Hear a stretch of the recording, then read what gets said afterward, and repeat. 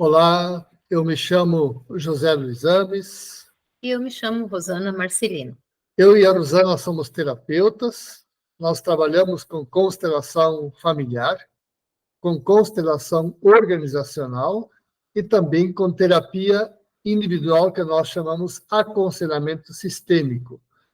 E nós oferecemos esses serviços presencialmente em Toledo, Paraná, mas também à distância, nos utilizando das plataformas da internet.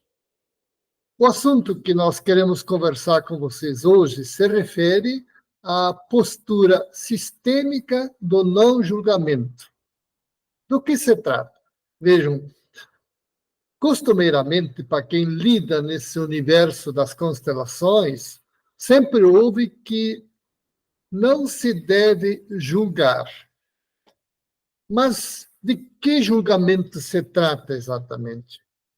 Às vezes dá a impressão que as pessoas entendem, quando se diz que não se deve julgar, se entende que não se deve julgar o outro, no sentido de que ele é bom ou mau, que não devo, portanto, enunciar um julgamento moral a respeito do outro.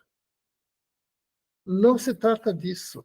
É também isso, é verdade, mas o principal não é disso que Hellinger está falando quando ele solicita, quando ele postula que o terapeuta e o cliente também, mas o terapeuta, numa relação de constelação, não deve julgar, que ele deve abster-se de qualquer julgamento. É uma postura epistemológica que Hellinger está levantando e não uma postura moral. Eu repito, portanto, a exigência de não julgamento da terapia sistêmica não é uma questão moral, é uma questão epistemológica. Muito bem, mas o que é exatamente dizer que a postura de não julgamento é uma postura epistemológica? Trata-se do seguinte: Hellinger trabalha com o método fenomenológico. Este método, que é um método filosófico inventado por Edmund Husserl, mas Hellinger se apropria desse método a partir de um discípulo de Husserl, que é Martin Heidegger, um outro filósofo. Segundo este método fenomenológico, trabalhado, portanto, criado por Husserl e também trabalhada por um discípulo dele, que é Heidegger, e Heidegger se apropria deste método a partir desta fonte, nós só podemos nos apropriar da verdade quando nós nos expomos à realidade tal como a realidade se mostra. Então, é preciso aproximar-se da realidade abstraído, despido, isento em relação de qualquer juízo, de qualquer julgamento, seja ele moral, do tipo bom, mal, mas também os outros julgamentos, de certo e errado, por exemplo, com razão ou sem razão, ou estéticos como belo e feio, tudo que é forma de julgamento, quando eu vou com eles para a realidade, eu não acesso à verdade. Porque verdade, desde a perspectiva fenomenológica, é algo que está na realidade, está nas coisas, como diz Husserl, e está como nelas, está oculta nas coisas, está oculta na realidade. O que faz o pesquisador, ou o terapeuta, ou o filósofo, ou o investigador, nesse caso, nós vamos nos limitar ao terapeuta. Como o terapeuta age para encontrar a verdade?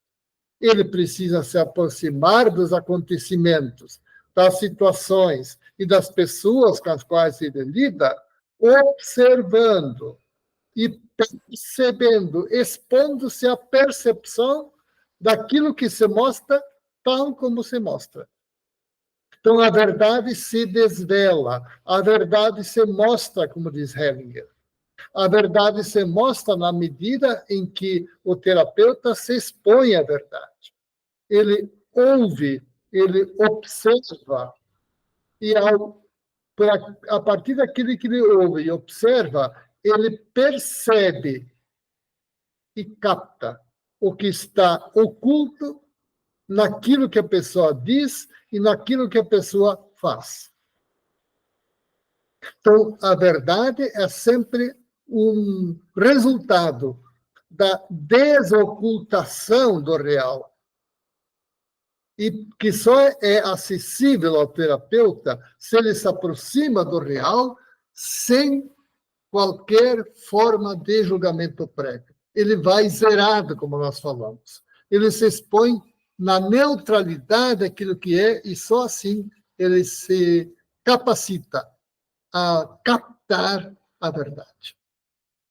Esta formulação teórica geral que eu fiz, nós vamos ver agora como isto acontece concretamente na prática terapêutica, tanto do aconselhamento terapêutico sistêmico, que nós fazemos em nossos atendimentos individuais, mas também nas constelações familiares e nas constelações organizacionais. A postura é a mesma, da neutralidade, da renúncia ao julgamento. Como isto funciona? Na terapia, essa postura sistêmica, a Rosana vai nos contar a partir da prática, tanto do aconselhamento quanto das constelações. Quando eu comecei a estudar as constelações, tinha uma frase que eu escutei muitas vezes dos meus professores que me incomodava muito. Diziam o seguinte, que o constelador, ele precisa se colocar ao lado de quem contra a queixa é feita. E o que essa frase significa? Para falar bem a verdade para vocês, ela me incomodava tanto que eu tinha dificuldade de compreender esse jogo de palavras. Por quê? Né? Porque eu dizia, mas como assim? Né? Como eu preciso me colocar ao lado, né, do perpetrador, ao lado, uma esposa chega e diz que tem um marido violento, eu preciso me colocar ao lado dele? Como funciona isso? O de um pai que abusou da filha. Exato. Então, eu não compreendia isso. Até que no percurso dos processos, eu compreendi que me colocar ao lado, né, primeiro, não significa tomar partido, né? Se colocar ao lado não significa tomar partido, é exatamente se isentar de tomar qualquer partido.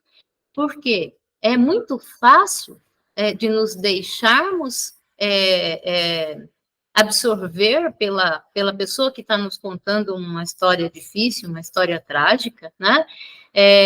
E tomarmos partido dela. Então, no trabalho terapêutico, é exatamente o que nós não devemos fazer. Nós precisamos de um processo de isenção. E para acontecer isso, eu imagino a pessoa que está sendo acusada e eu vou lá e me posiciono ao lado dela. Por que eu preciso fazer isso? Ao lado dela significa olhar tudo aquilo considerando também a perspectiva dela, né? Porque quando eu faço isso, eu saio do lugar de apoio e digamos, de consolo da pessoa que está me colocando aquela situação. Porque se a vítima chega me contando algo e eu entro num movimento interno de me colocar ao lado da vítima, isso significa que eu reforço esse padrão de dor da pessoa, reforço esse lugar de vítima que a pessoa está. E nesse lugar de vítima, ela não tem força, ela não tem condição de ter nenhuma ação. Já é uma característica, a vítima, ela não consegue reagir. Então, eu preciso sair desse lugar. Me colocar, então, ao lado de quem está sendo acusado não significa, em nenhum momento, eu concordar com ele. E, na verdade, não significa nem eu falar nada. Lembra que o Luiz estava falando da percepção? Esse movimento todo, ele acontece interno. Ele acontece dentro de mim. E quando eu estou falando isso, eu falo, mas espera aí, você vai ficar defendendo, né, o perpetrador? Não se trata disso. Isso é um posicionamento interno, é dentro do meu processo que eu faço isso. Eu não preciso falar nada disso para o cliente, né? Então, internamente, eu olho para aquela pessoa que está sendo acusada como um ser humano. Eu olho para ela não só a partir da perspectiva da conduta dela, a partir da perspectiva do comportamento dela. Né? Eu trago para dentro de mim o movimento de que uma pessoa, ela não pode ser definida por um comportamento. Tá? Então, uma pessoa é muito mais do que isso. E quando nós estamos falando do conhecimento sistêmico, nós estamos falando de uma pessoa que faz parte de um sistema familiar, nós estamos falando de um contexto muito maior.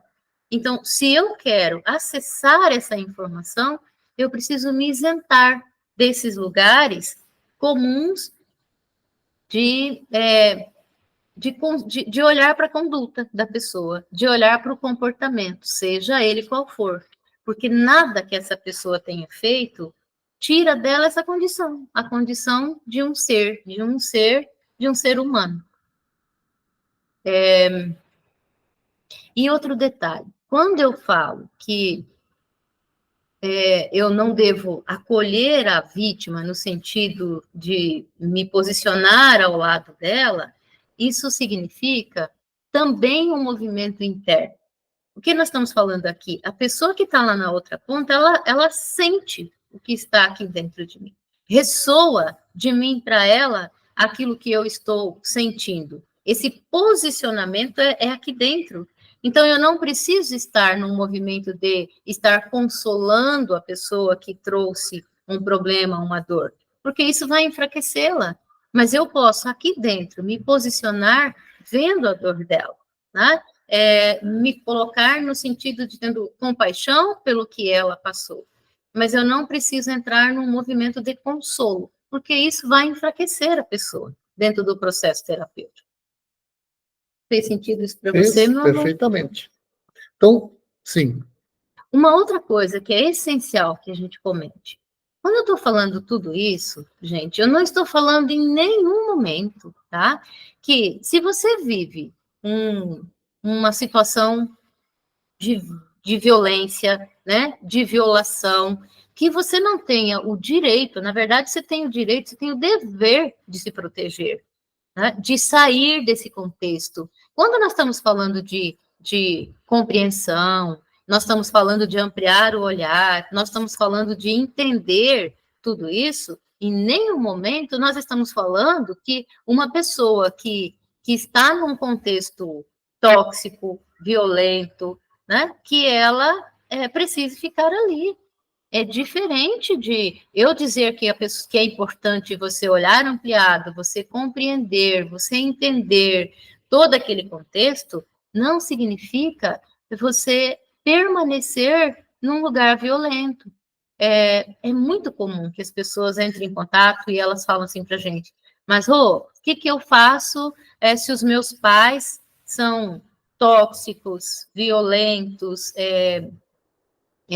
depreciativos comigo? O que eu faço? Se você diz que a gente precisa aceitar os pais, consentir os pais, entenda, é isso que eu estou falando. Aceitar os pais, consentir os pais, não significa você se expor a uma situação como essa, tá? Então, eu percebo que é muito comum essa interpretação equivocada.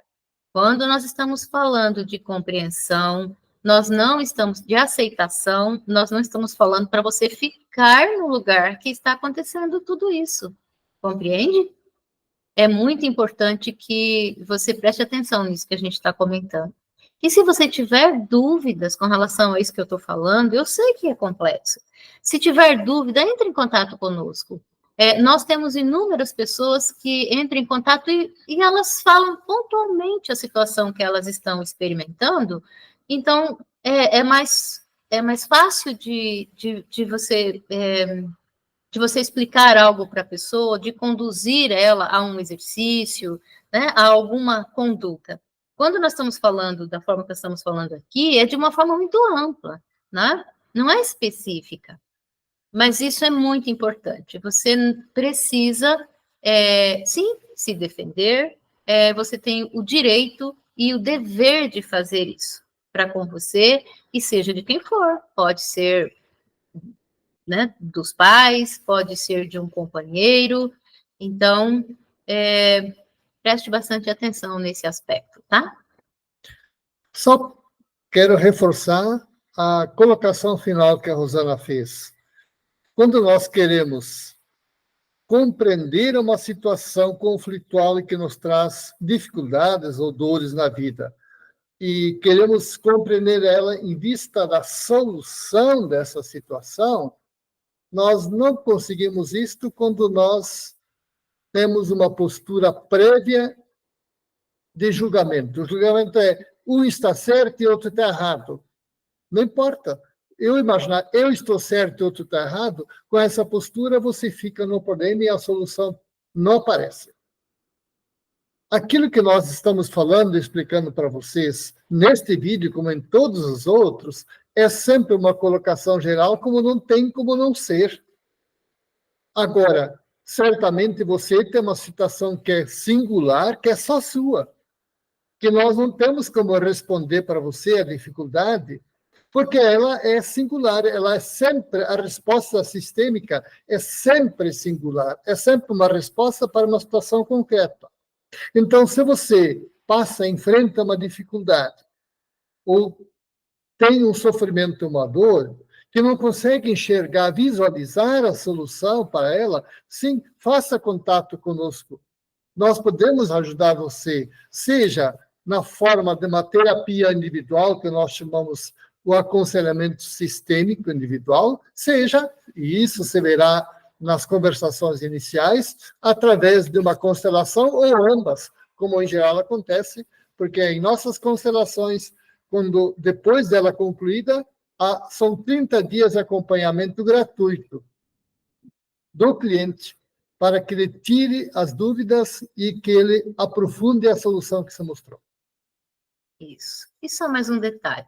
Julgamento é uma coisa, mas você constatar uma situação é outra, tá? Então, muitas vezes a pessoa fala, mas espera aí, como é que eu falo, então, se tudo que eu vou falar sobre o outro eu estou julgando? Não é bem assim. Julgamento de novo, é um movimento interno.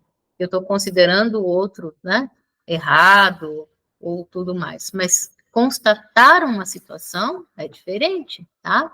Então, olhe para o que é você julgar alguém e o que é você constatar um fato, uma situação, uma realidade. Ok? Muito bem, muito obrigado a você que nos acompanhou. E se você quiser e puder nos ajudar em nosso trabalho, compartilha o link deste vídeo com seus contatos, em suas mídias, com seus familiares, com seus amigos. Isto nos ajuda bastante a manter esse canal aberto. Curta o nosso canal, inscreva-se em nosso canal. São tudo formas com as quais você pode nos retribuir e nos ajudar a manter esse canal ativo. Muito obrigado e nós esperamos você no próximo vídeo. Até breve.